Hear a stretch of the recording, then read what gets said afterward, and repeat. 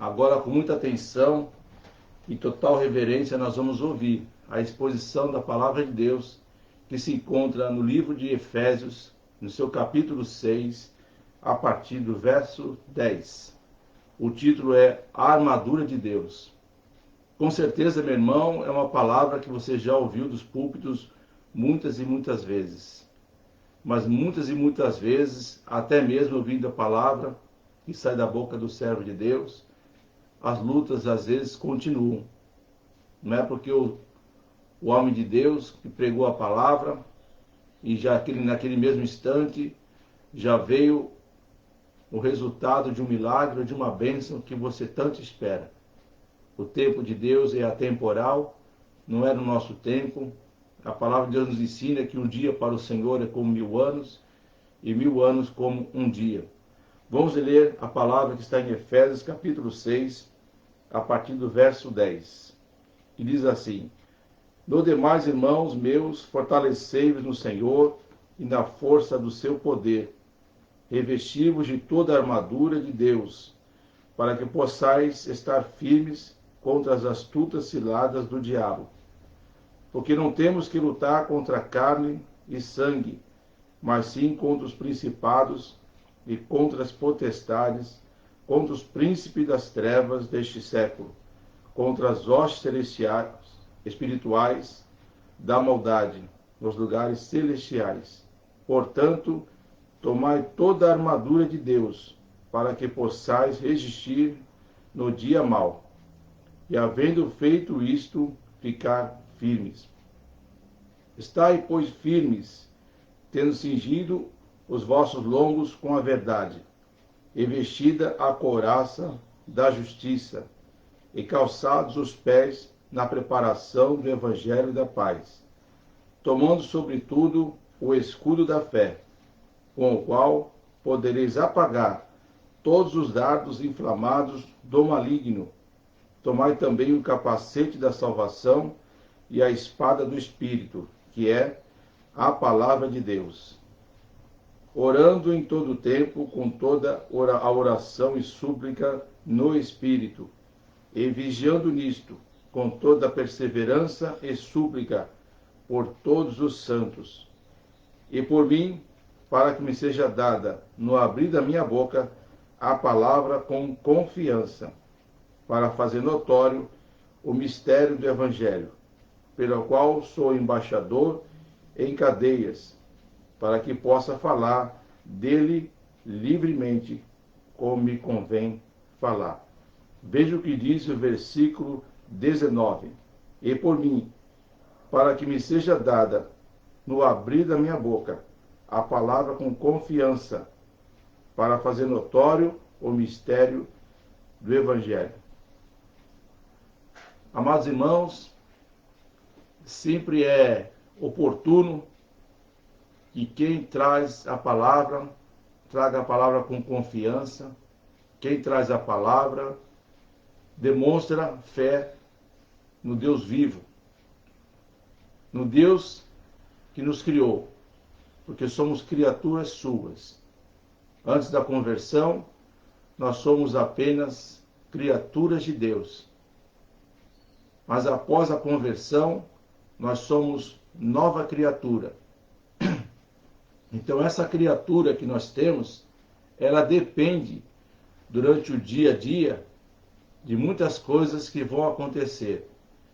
O problema é, dependendo do que acontecer, como será a nossa reação? Como será a reação do povo de Deus depois de ouvir a palavra com confiança? A palavra de Deus nos ensina que, no livro de Romanos, capítulo 10, versículo 17, que a fé vem pelo ouvir e ouvir pela palavra de Deus. Então não existe fé sem que a palavra de Deus seja manifestada. Se você for perguntar a pessoas de outras religiões, todas elas, com exceção dos ateus, vão dizer que tem fé. Agora, fé em quem? Fé no quê? Algumas pessoas, quando olham seus times de futebol, dizem, como o time é muito bem preparado, eu tenho fé que esse time vai ser campeão. Eu tenho fé que seremos gloriosos e vamos levantar aquela taça. Só que, na verdade, essa fé é uma fé humana, é uma fé em vão, que muitas das vezes não acontece o que este torcedor diz. Quantas vezes ele deve ter dito que o seu time será campeão? E esse time não foi. Essa é uma fé humana, uma fé em coisas, uma fé em pessoas. Mas a palavra nos ensina que nós devemos ter a fé no Criador, no Deus Todo-Poderoso, Criador dos céus e da terra, e de tudo que existe. Foi feito por Ele e para Ele.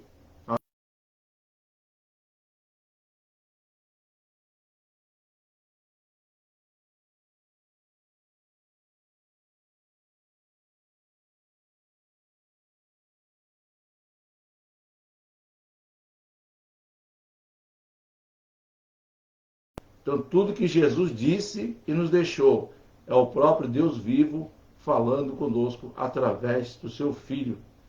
Diz a palavra de Deus, Hebreus 1, versículo 1, que antigamente Deus falava aos nossos pais através dos seus profetas. E hoje Ele nos fala através do seu Filho. E é nisso que cremos. E nós estamos lendo uma palavra aqui que com certeza você já deve ter lido, ouvido muitas vezes no púlpito, a respeito da armadura de Deus. Uma armadura que é espelhada em uma armadura humana. Por exemplo, quando os romanos guerreavam, eles tinham a sua armadura, como existe hoje. Se você olhar para um soldado do exército, ele tem a sua armadura de forma diferente.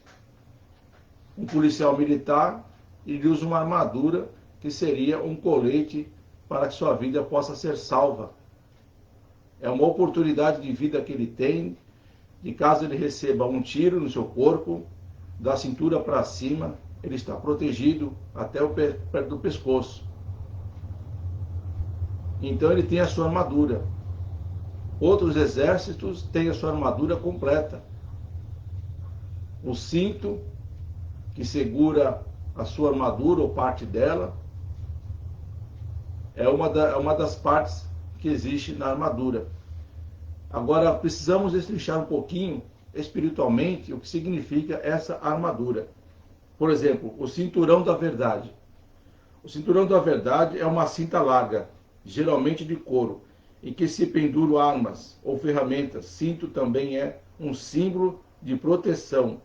Protege as partes geradoras da vida. Então, esse é um cinturão, um cinturão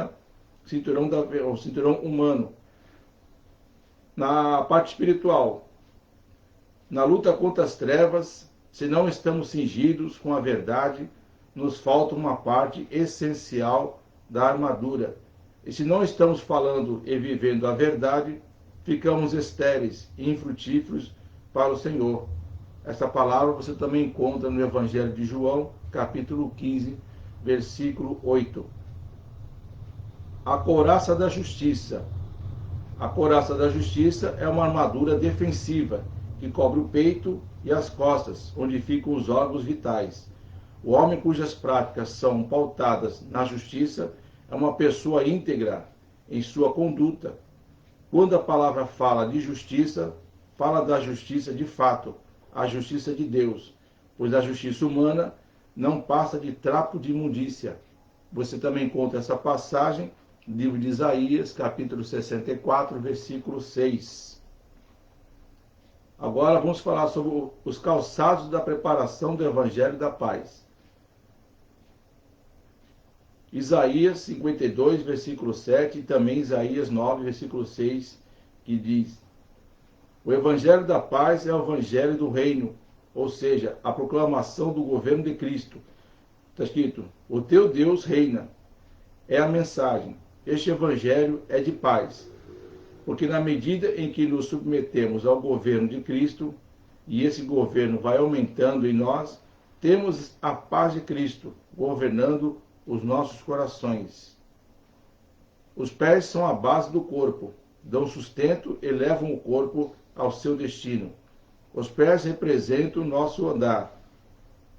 Calçar os pés com a preparação do Evangelho da paz representa o ir de Jesus. Mas não só isso.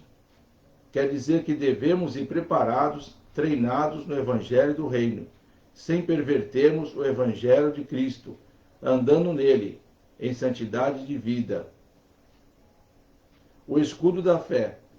A fé revela nossa limitação e incapacidade, e por isso mesmo nossa confiança em Deus, que tudo pode.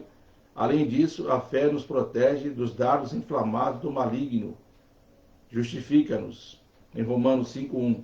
Agrada a Deus. O justo viverá por fé. Se expressa em obras, o fruto revela a árvore. Vale lembrar que também, numa batalha em campo aberto, por exemplo, os soldados ficam mais protegidos dos dardos inflamados lançados pelo inimigo. Quando se juntam fazendo seus vários escudos parecerem um só.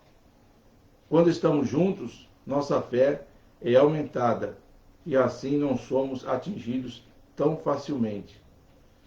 O capacete da salvação. O capacete protege a cabeça. Na cabeça está o cérebro, outra parte vital do corpo. No cérebro está o que chamamos de mente, ou os pensamentos. O capacete da salvação protege nossa mente das mentiras do diabo e das influências do mundo. Devemos nos revestir da salvação. A espada do Espírito. A palavra de Deus, segundo a Bíblia, é muito importante nesta guerra, pois traz cura para as feridas causadas pelo inimigo. Salmos 107, versículo 20. E também porque corremos risco de morte, quando não conhecemos ou rejeitamos. A preparação da palavra também gera fé nos nossos corações, conforme Romanos 10, 17, que acabamos de citar. É fiel e digna de toda aceitação. Deve abundar em nós, ser bem manejada e pregada a tempo e fora de tempo. Então, meus irmãos, nós falamos a respeito da armadura de Deus, um pouquinho do que significa cada peça dessa armadura. E é importante nós entendermos que essa armadura todos nós temos. Quando estávamos no mundo, não conhecíamos o verdadeiro significado de fé. Mas ouvimos muitas vezes que os crentes têm muita fé. Antes de ser crente, eu ouvia essas frases. O cristão, o crente tem muita fé. Eu me lembro até hoje, quando eu trabalhava de turno, no início quando eu trabalhei numa grande empresa de Cubatão, eu estava indo para o trabalho à noite, e quando eu estava no ponto, esperando o ônibus fretado chegar, eu via pessoas que estavam saindo da igreja.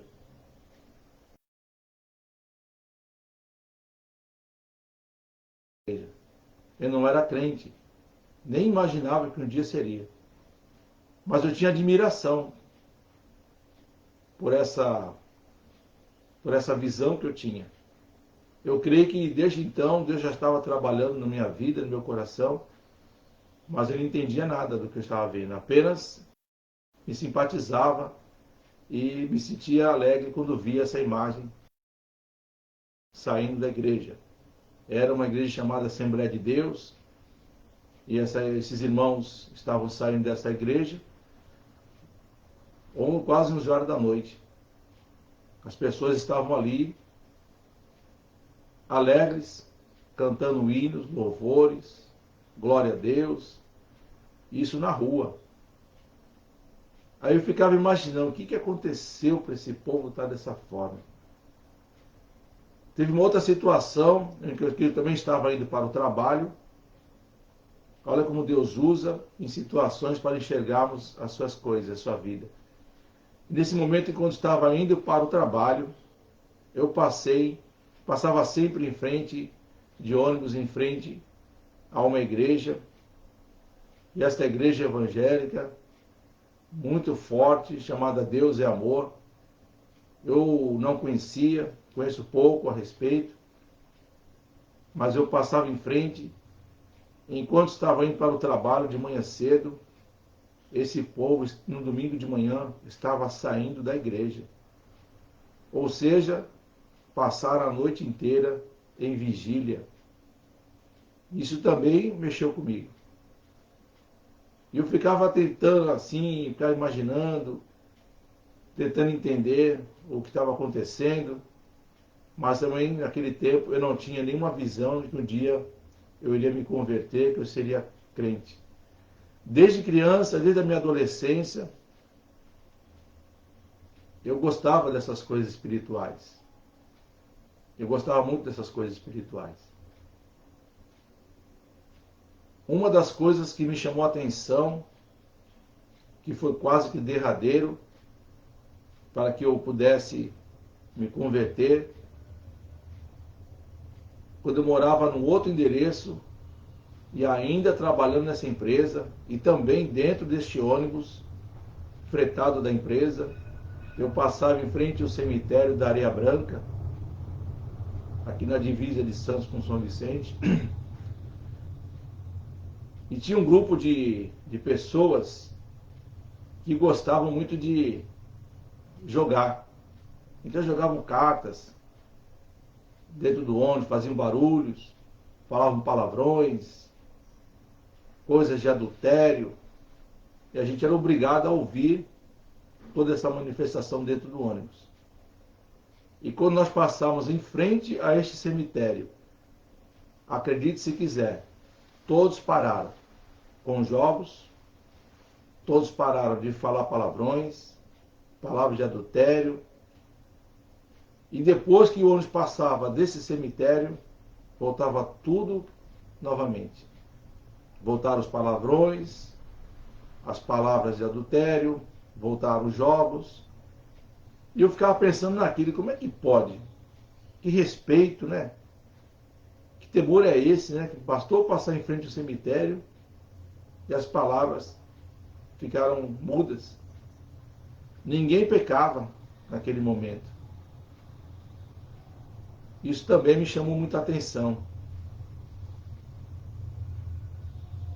Via sobre as pessoas se benzerem naquele local, mas eu gostava de ler aquele livrinho, o Novo Testamento,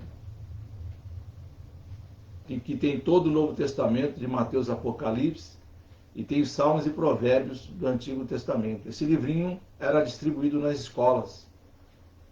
Eu tinha um em casa, eu lia de vez em quando, tentando entender alguma coisa, não entendia nada. Mas eu tentava entender alguma coisa. E ali eu pude entender, aos pouquinhos, que as pessoas tinham temor a Deus de forma temporária. Ou seja, o respeito só se baseava quando se passava em frente ao cemitério, em frente a uma igreja católica, as pessoas se benziam. Eu também fazia a mesma coisa, me benzia, eu agradecia a Deus, do meu jeito. E ali eu fui entendendo um pouquinho o que é o temor a Deus. Mas estava muito limitado a essa situação. A minha diferença para aqueles colegas de trabalho ali apenas era que eu não jogava e não falava palavrões. Eu não fazia o que eles estavam fazendo. Mas eu não era bobo também. Eu também cometia pecados, também cometia erros na minha vida. Mas me chamou a atenção esse fato. E aos poucos, recebendo o Evangelho através de colegas de trabalho, numa dessas vezes eu fui conhecer uma igreja lá no Guarujá. Foi uma recepção muito linda. Foi muito bom estar ali. Chorei bastante. Me converti. mas era muito longe e eu não voltei mais para aquela igreja. O tempo esfriou para mim. Minha vida espiritual esfriou, eu não tive um acompanhamento e voltei às mesmas práticas. Tempos depois, ouvindo o evangelho de outros colegas de trabalho também, mexeram comigo e eu fui até atender um convite desses irmãos, aí a igreja deles, uma igreja evangélica, ali em São Vicente.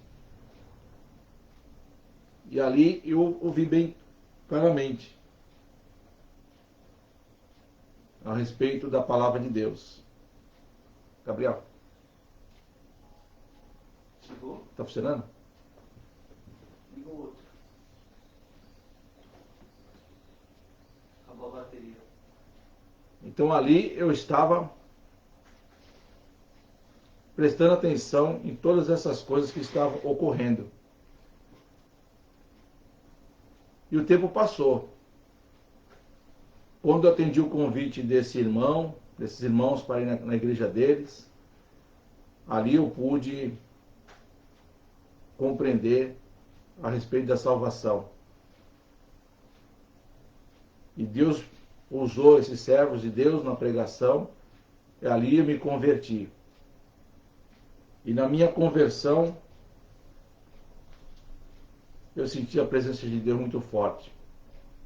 E com o tempo eu fui ensinado a respeito da fé.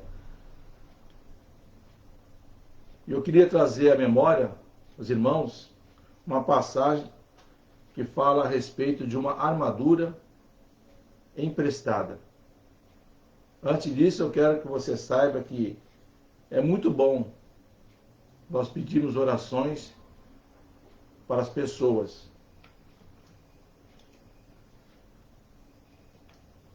Você pede oração para um pastor, você pede oração para um irmão, para uma irmã. É muito bom. Mas é muito bom porque você entende que aqueles irmãos estão revestidos com a armadura de Deus, estão preparados. Mas nos esquecemos que nós temos também a nossa armadura. Todos nós temos uma armadura para a guerra, porque nós somos conhecidos como eleitos de Deus, soldados de Deus. E o soldado tem que estar preparado com a sua armadura. E às vezes temos esse costume de pedir orações, que deve ser feito sempre. Desde que eu também me revista da fé, eu também use a minha armadura. Quando você não ora, quando você não busca a presença de Deus e pede orações para os irmãos, é como se você estivesse pedindo a armadura daquele irmão emprestada. Vamos ler uma passagem que fala de Davi, quando se iniciou a sua fé, a sua vida espiritual direto com Deus. Em 1 Samuel, capítulo 17.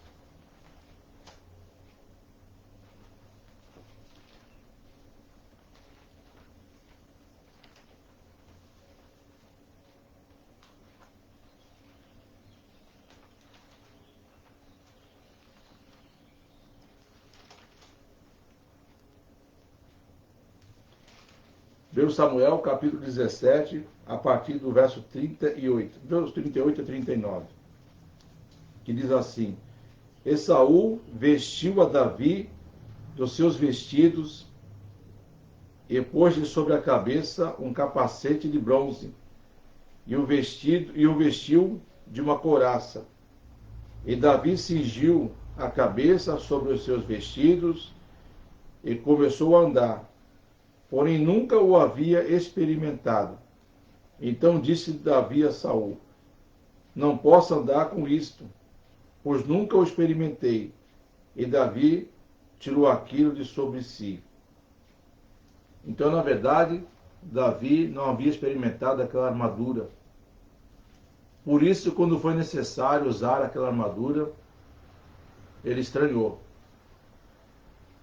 Será que nós não temos experimentado também o uso da nossa armadura? A armadura de fé? A armadura de Deus? que é uma armadura espiritual. Talvez por isso você não esteja acostumado a entrar numa guerra espiritual. Talvez você não esteja acostumado a compreender o que você está passando. Algumas vezes não enxergamos o que estamos passando. Está à nossa volta, mas quando nós não vigiamos, quando nós não oramos, somos pegos de surpresa. De qualquer forma, você pode ser pego de surpresa. Davi foi pego de surpresa. Ele nunca havia usado aquela armadura. Então ele disse que não usaria mais aquela armadura. Tirou a armadura que Saul havia dado a ele para enfrentar o gigante Golias. Mas Davi tinha uma outra armadura que não era vista por ninguém. Saul, quando deu aquelas vestes, aquela armadura dele para Davi, se preocupou com o seu corpo físico, entendendo que ele não poderia enfrentar o gigante Golias sem aquela armadura, sem aquela proteção para o seu corpo. O que Saul não enxergava, o que os irmãos de Davi não enxergavam, o que seu pai Jessé não enxergava, é que Davi já havia enfrentado lutas humanas, no caso animais, quando defendia as ovelhas, quando ele pastoreava, matando a ursa, um leão. Ele usava um cajado, usava coisas comuns, como um cajado na mão, seixos de ribeiro, colocou sobre o alforge, e ali, com aquela funda, com aquele alforge, ele conseguiu derrotar o gigante Golias. Humanamente falando, não tinha como Davi atingir Golias. Gigante, muito alto, muito forte, muito preparado e também com armaduras. Como pode derrotar um gigante como esse, tão preparado contra ele? O que ele fez? Enquanto o gigante se gloriava do seu tamanho, da sua força, da sua armadura, contra Davi, ofendendo Davi, vendo Davi como pequenininho, como alguém que não tinha como derrotá-lo, Davi tinha uma armadura espiritual. E foi com essa armadura espiritual que ele foi para cima de Golias. Com apenas uma pedra na sua funda, girou o seu braço, e quando estava o seu braço girando com uma boa velocidade, ele soltou uma das partes da funda, e essa pedra foi direto na cabeça de Golias. Golias simplesmente desabou.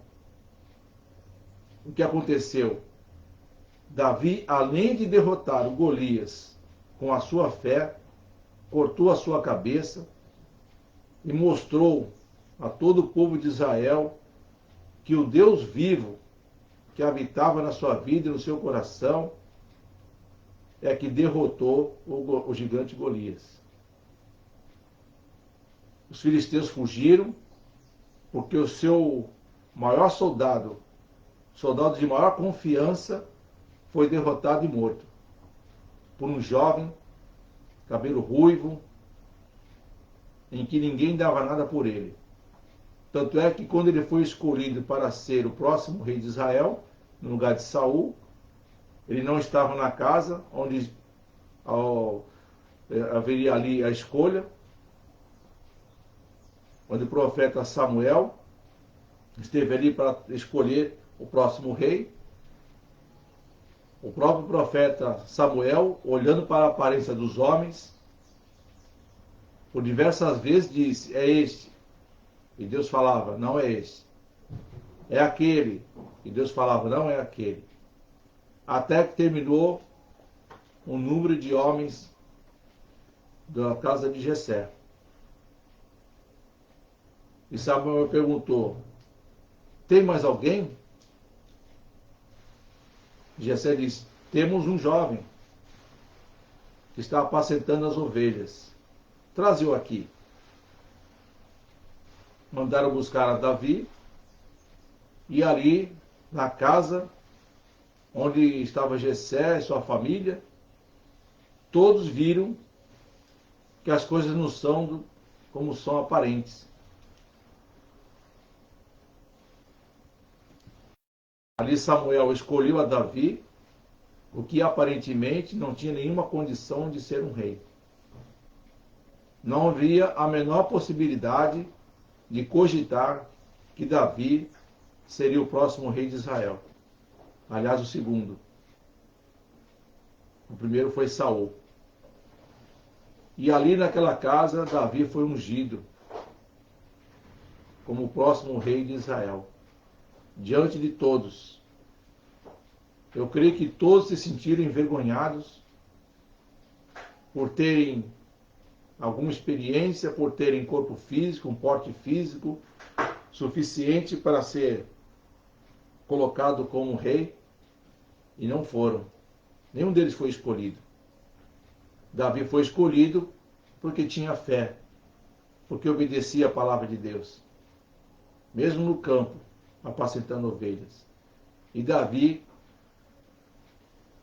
com seu porte espiritual, com a sua armadura de Deus, derrotou o gigante Golias. E Davi realmente foi uma pessoa famosa em toda a Bíblia por causa da sua fé, por causa da sua vida com Deus, apesar de suas falhas, suas fraquezas, como nós todos temos. Mas era um homem destemido em obedecer a palavra de Deus. Nós precisamos nos acostumar a usar a armadura de Deus. É necessário que eu e você estejamos sempre usando esta armadura. Em Hebreus, capítulo 1, versículo 14,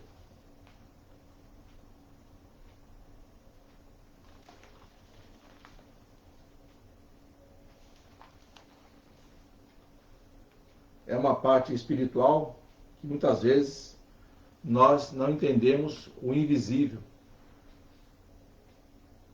Deus envia os seus anjos para nos ajudar, para batalhar,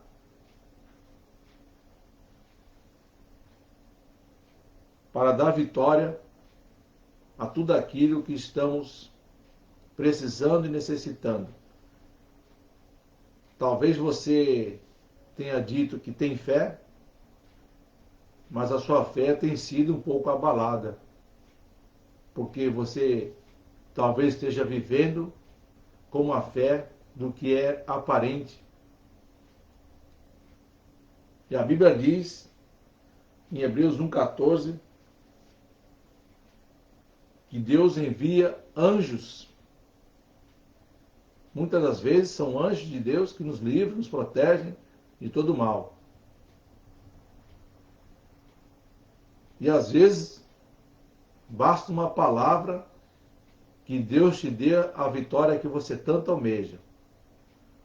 Uma das derrotas que temos tido em nosso meio é chamada de ansiedade.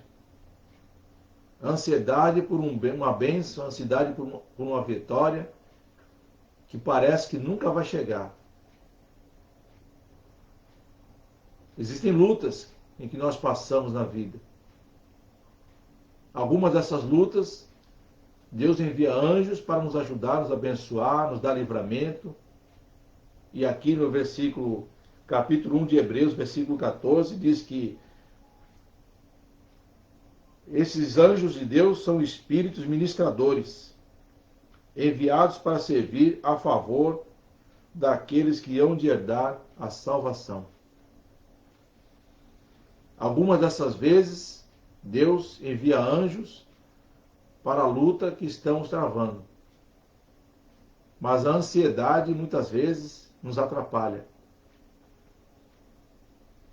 Até pouco tempo atrás, eu estava e ainda estou esperando uma grande vitória na área financeira. Mas a ansiedade vinha me atrapalhando. Quantas vezes eu me sentia angustiado porque eu sentia que tudo está demorando. Você talvez esteja pensando que a sua bênção, a sua vitória está demorando para acontecer.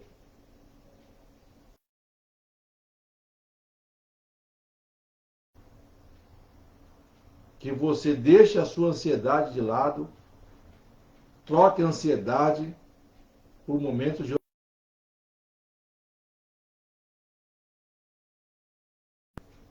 no tempo certo de Deus. Deus não chega atrasado para nos ajudar, para nos livrar de todo o mal. Troque a sua ansiedade, devemos trocar a nossa ansiedade pela fé. Não se apoie, não devemos nos apoiar a nossa fé em coisas que vemos. Talvez você esteja apoiando a sua fé ou se apoiando em pessoas. Talvez você esteja apoiando a sua fé em coisas. Eu tomei uma decisão em relação a isso. Deus falou através do púlpito que não deveria colocar a minha ansiedade acima de tudo, mas a minha fé acima da ansiedade. E a ansiedade já não faz parte da minha vida nessa questão. Vez ou outra, a ansiedade sempre virá. Eu vou ter ansiedade por outras coisas. Mas se eu permitir que a ansiedade tome conta da minha vida espiritual, a minha vida não anda. Passam meses, passam-se anos, e parece que a tua vida não anda. Porque vivemos numa ansiedade. No meu caso, eu me permiti usar a minha fé. De tanto sofrimento, de tanta ansiedade, eu preferi usar a minha fé. Ainda estou precisando desse milagre financeiro? Estou. Minha família está precisando. Mas eu tenho procurado viver pela fé. Porque a minha vitória vem pela fé. E quando andamos por fé, nos alegramos. Quando andamos por fé, nós temos vontade de louvar a Deus. Depois que eu tomei essa decisão, eu me senti mais à vontade. Todo lugar que eu vou, quando eu posso, uso meu celular e ali eu vou ouvir os louvores que Deus tem colocado no meu coração.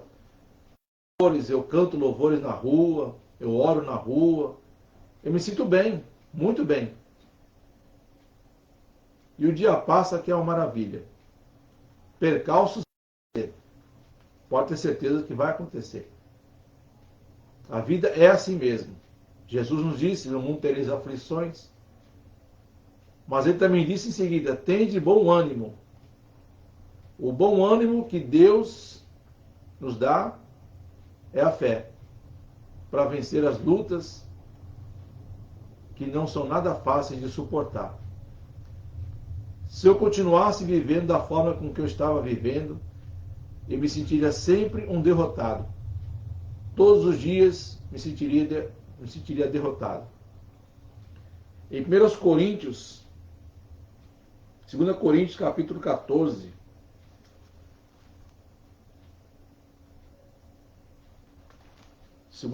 capítulo 14, verso 16 ao 18.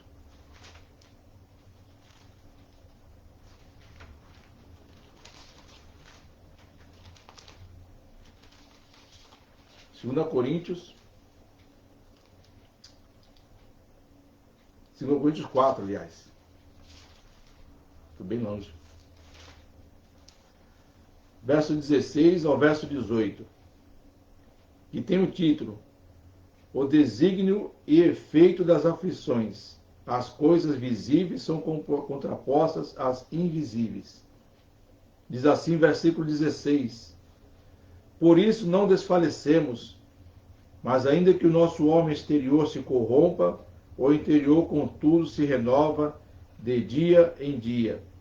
Porque a nossa leve e momentânea tribulação produz para nós um peso eterno de glória muito excelente. Veja o 18. Não atentando nós nas coisas que se veem, mas que aquelas que não se veem. Porque as que se veem são temporais, e as que não se veem são eternas. As coisas de Deus são eternas. Devemos atentar para as coisas espirituais. Porque as coisas desse mundo são temporais. As coisas desse mundo, elas vão passar, elas passam sempre. Passa uma situação hoje, Deus te abençoa, o problema é resolvido, mas não pense em você que lá na frente você não vai passar por outra luta. Você vai passar por muitas lutas. Enquanto nós estamos aqui na casa de Deus, ouvindo a palavra, estamos nos revestindo de poder, de fé, para viver a vida espiritual que nós temos. E principalmente com isso, a vida humana que nós temos. A consequência da nossa alegria diante da família, diante de todos, é o que estamos vivendo de forma espiritual. Nos revestindo de alegria, de amor, de graça do Espírito Santo, para poder suportar as aflições que vêm contra nós. Quando olhamos com olhos espirituais, entendemos mais a situação em que nós estamos vivendo. Quando olhamos com olhos carnais, com olhos físicos, não compreendemos, nos desfalecemos, nos preocupamos, nos angustiamos e a ansiedade toma conta. Enquanto você não tem o seu problema resolvido, você não vai ter paz. Quando Jesus disse, tem de bom ânimo, eu venci o mundo, esse bom ânimo vem da fé. Esse bom ânimo vem da confiança que só o Senhor Jesus nos tem. Quando dissemos agora no início da programação, João 14, 27, deixe-vos a minha paz vos dou, não a dou como o mundo a dá, não se turbe o vosso coração. Tem de bom ânimo. Esse é o ânimo que o Senhor quer de nós.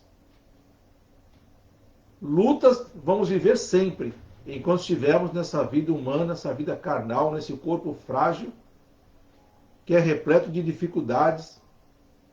A vida é difícil. Não é fácil ser crente, vou te falar logo. Não é fácil ser crente. Mas a palavra de Deus nos dá força que o mundo não dá. Nos dá inspiração que o mundo não dá. Nos dá a paz que o mundo não dá. Tudo que está no mundo fica no mundo e é temporal. Esse problema que você está passando, essa vida difícil que você está tendo, essa falta de paz, essa falta de ânimo, ela tem um prazo de validade. Aleluia. E quem nos garante isso é a palavra de fé. Ela tem um prazo de validade. Pode ter certeza que Deus vai operar na sua vida e vai operar na minha vida. Viver com a certeza da vitória. Viver com a certeza de uma solução. É o que nos garante uma vida espiritual. Outra passagem que eu gostaria de passar para os irmãos Segundo livro de Reis, capítulo 6.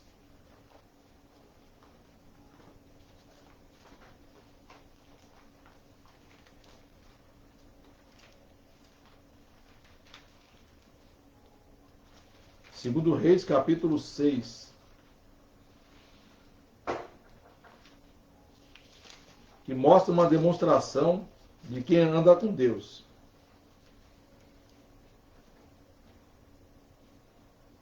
Nós estamos falando a respeito de Eliseu. O homem de Deus que aprendeu na sua escola de profeta, andando com Elias. Um grande homem de Deus. Diz a palavra de Deus que Elias agradava a Deus. Elias foi tomado para si. Deus para si o tomou, melhor dizendo. Deus para si o tomou. Elias não provou a morte. E Eliseu andava com ele. Certa vez o exército assírio estava num confronto com Israel para que Israel fosse totalmente destruído.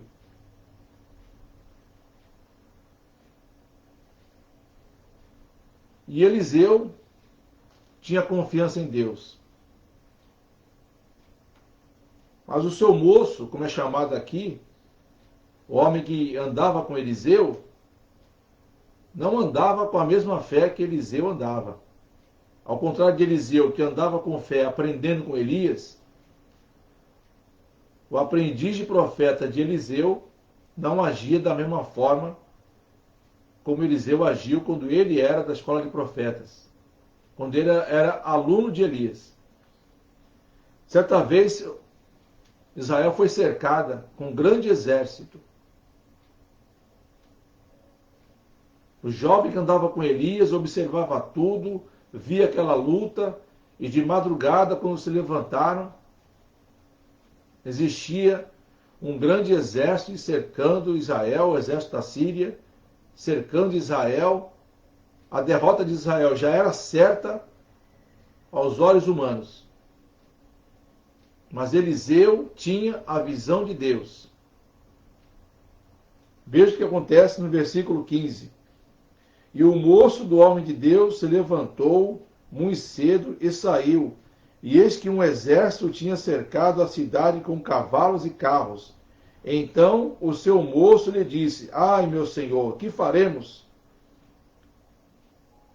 E ele disse: Não temas.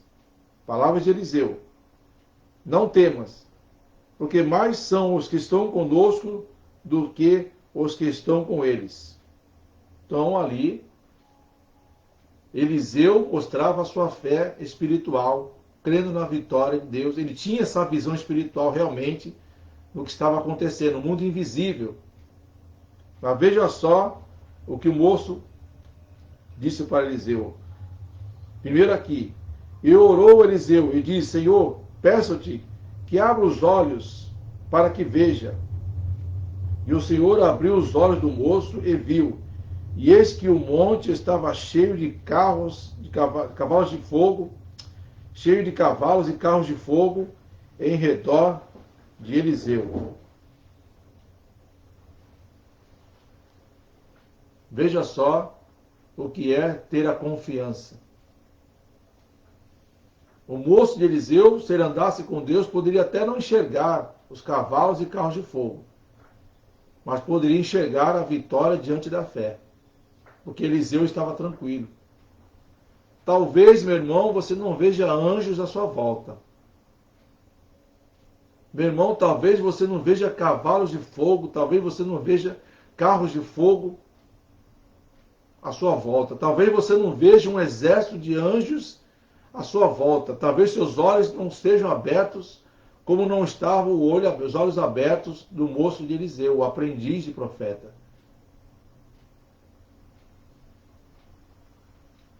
Mas a confiança que temos em Deus não pode depender de eu ver anjos. A minha fé não pode estar baseada em ver cavalos e carros de fogo, um exército de anjos à minha volta. Basta que eu creia na minha vitória. Basta que eu creia que um exército de Deus, se for necessário, Deus vai enviar para me ajudar em todas as situações. Às vezes somos um pouco egoístas, sabe por quê? Porque temos várias experiências com Deus. Tivemos outras vitórias, tivemos outras soluções que Deus nos trouxe. Mas uma nova luta que você está passando, que não deve ser a primeira, você está esmorecendo. Você está andando com a fé abalada, quando na verdade devemos andar por fé inabalável. Não é fácil ter essa fé inabalável. Ela depende de vida com Deus. Uma fé inabalável, depende de como estamos andando com Deus.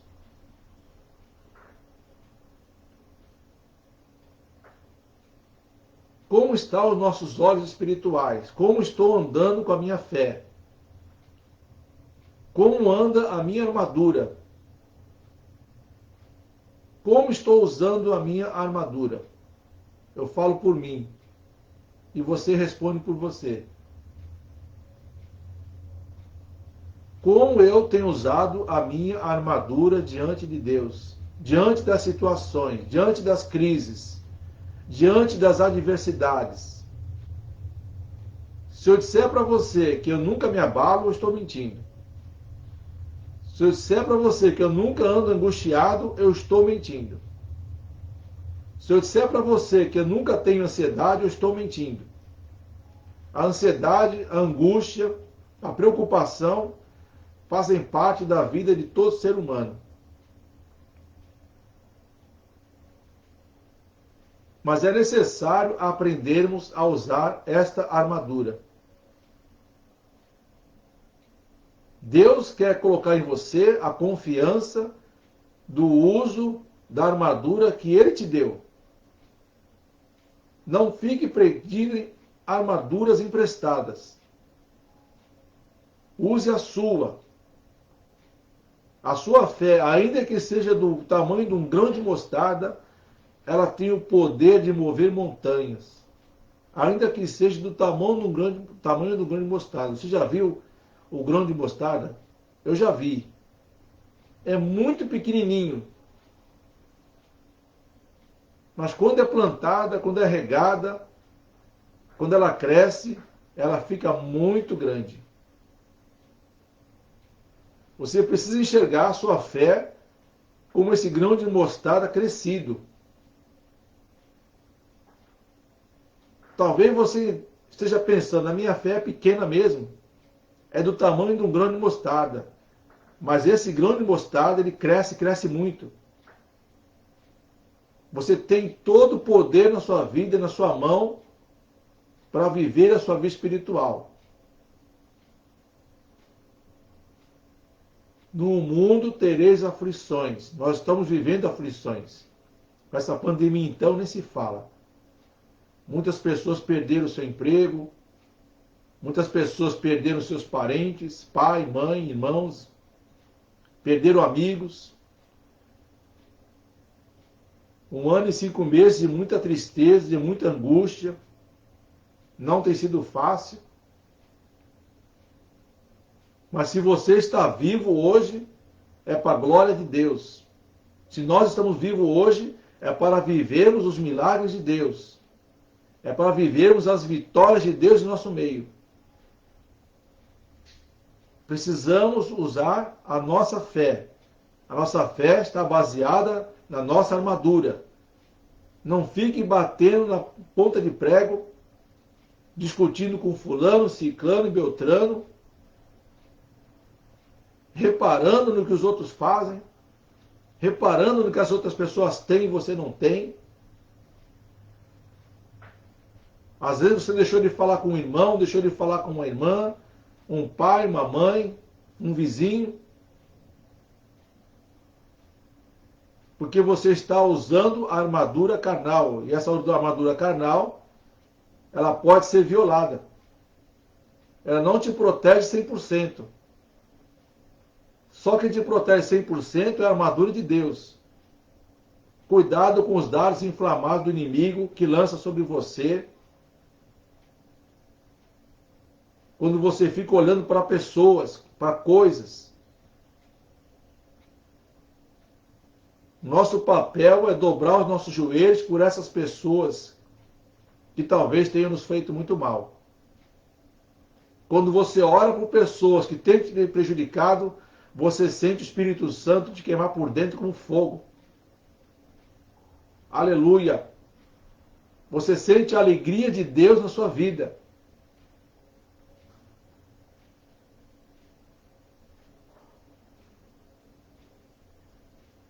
Às vezes você ora com coisas humanas, de forma humana.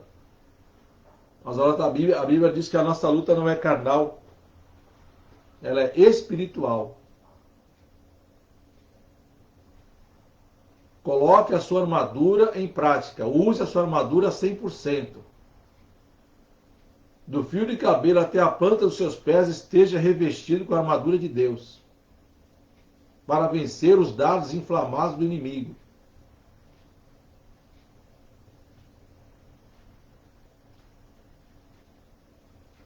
O que fazemos com a palavra que nós ouvimos, que vem do púlpito? Esse pregador, às vezes ele perde horas preparando o sermão, preparando uma palavra, orando, buscando a face de Deus, para que quando ele chegue lá na igreja, aqui na igreja, ele ainda tenha mais um tempo de oração, ele conversa com Deus, ele fala com Deus e pede forças para Deus e pede que a sua palavra seja manifesta através da sua boca. E nós chegamos na igreja simplesmente para sentar no banco.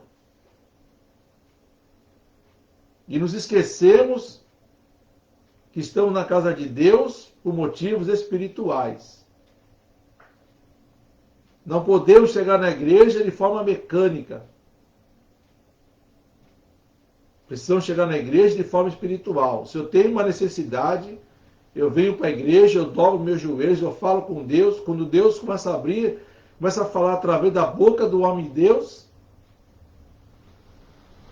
meu coração começa a se alegrar. Nós precisamos chegar na casa de Deus com intenções espirituais, de ouvir a voz de Deus através da boca do seu servo. Não importa quem traga a palavra, o importante é que aquele a quem Deus usa. Deus pode usar uma criança através de um testemunho.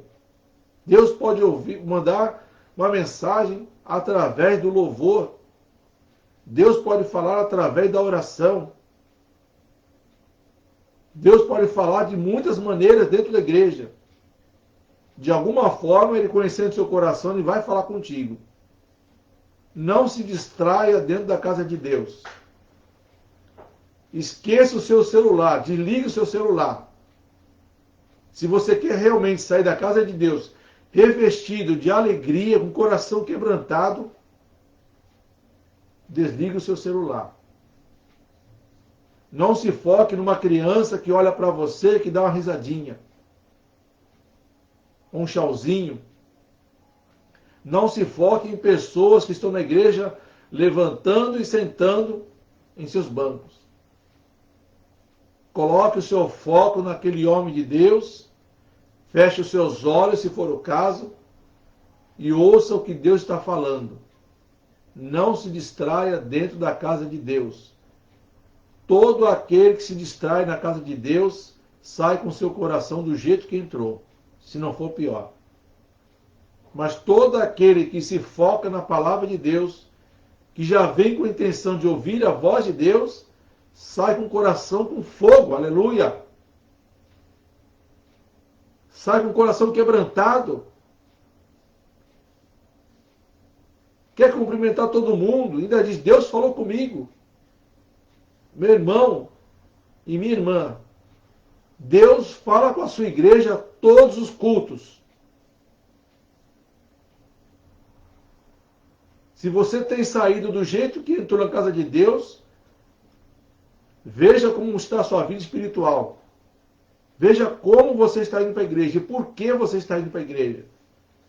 Ir por ir é fácil. Pastor, me viu na igreja, eu estou bem. Basta que ele me veja. Mas o pastor não sabe como está a sua vida espiritual. Mas você sabe.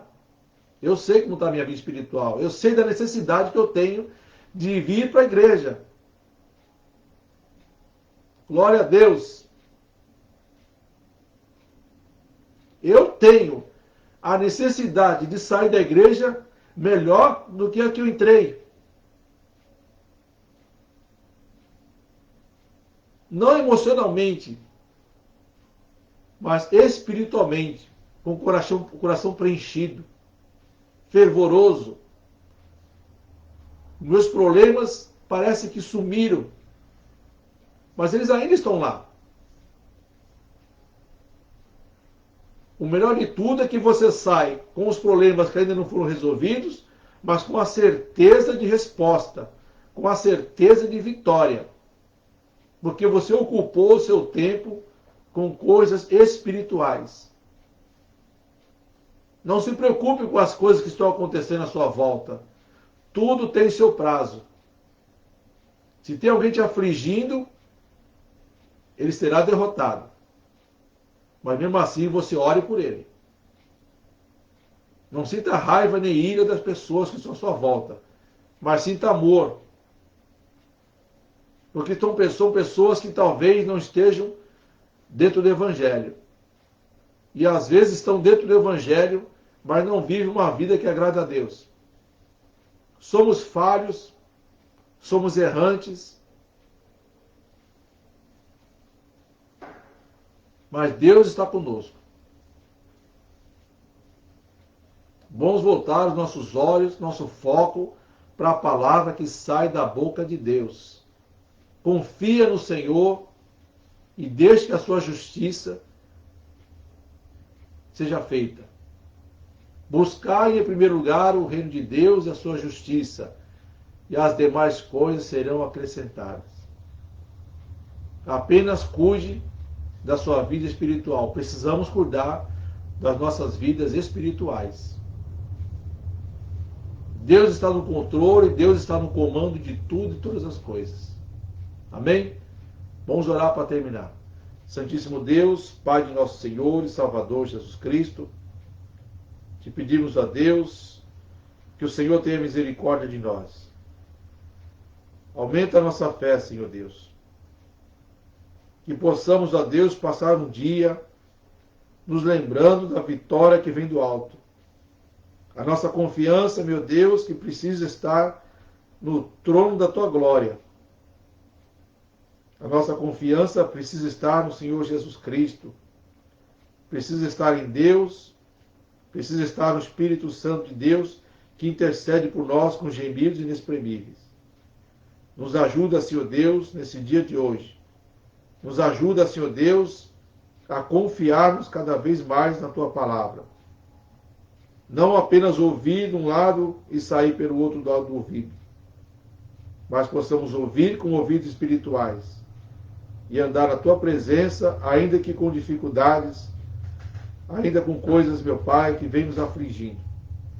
Em nome do Senhor Jesus, meu Deus, eu peço a Ti, em nome do Senhor Jesus, eu já te agradeço. Amém. Que Deus abençoe a todos os irmãos.